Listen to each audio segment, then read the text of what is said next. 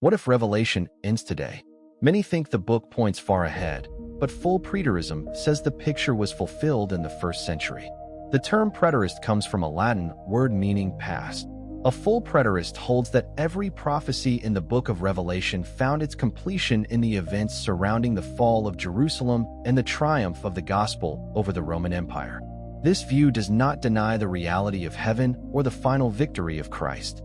Instead, it sees the dramatic symbols as describing what God already did for his people. The Apostle Paul reminds us in Romans chapter 13, verses 1 through 7, that the governing authorities were placed under Christ's authority. The same principle applies to the cosmic powers portrayed in Revelation.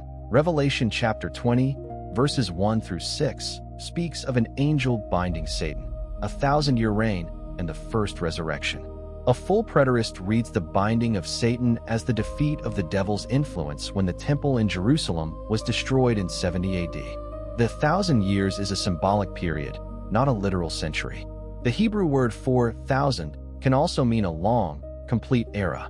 Thus, the reign describes the era from the gospel's proclamation at Pentecost to the final subjection of all false powers under Christ's rule. The first resurrection refers to the spiritual awakening of believers, not a physical rising from the dead.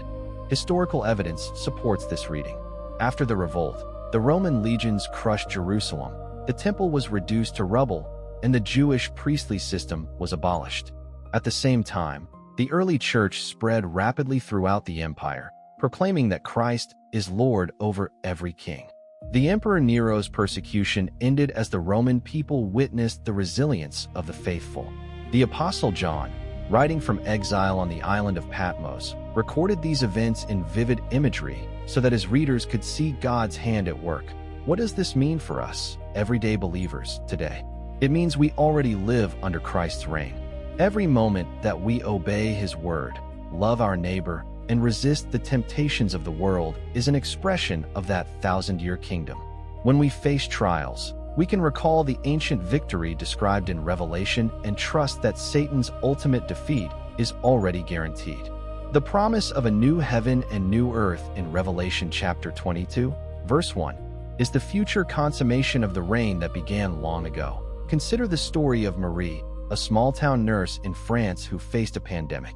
She prayed for patience and saw many recover against the odds.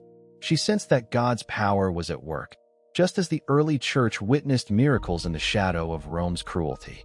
Her experience mirrors the preterist claim that the kingdom's power was already breaking the chains of death and disease in the 1st century, and it continues to break them today. The mystery of Revelation 20 is not a distant puzzle to solve, but a present reality to celebrate.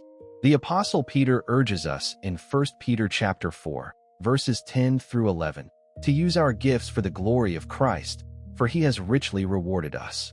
Let us walk confidently, knowing the 1,000-year reign is our present inheritance, and look forward to its glorious fulfillment.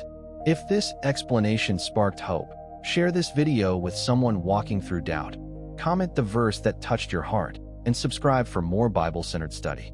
May the peace of Christ reign in your life today.